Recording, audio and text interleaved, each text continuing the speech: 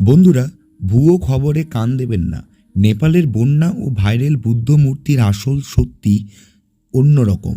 Social মিডিয়ায় নেপালের সাম্প্রতিক বন্যার কথা বলে একটি ভিডিও ব্যাপক ভাইরাল হয়েছে, যেখানে দেখা যাচ্ছে নদীর তীব্র তোড়েও একটি সোনালী বুদ্ধ মূর্তি শক্ত হয়ে দাঁড়িয়ে আছে।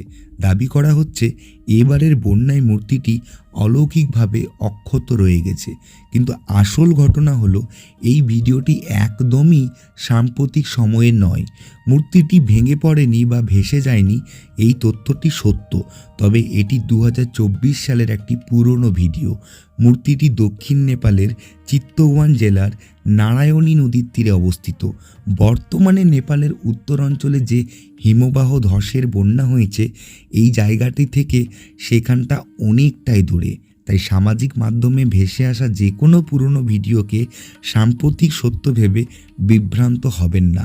কোনো ভিডিও শেয়ার করার আগে অন্তত একবার যাচাই করুন। সচেতন থাকুন, গুজব এড়িয়ে চলুন।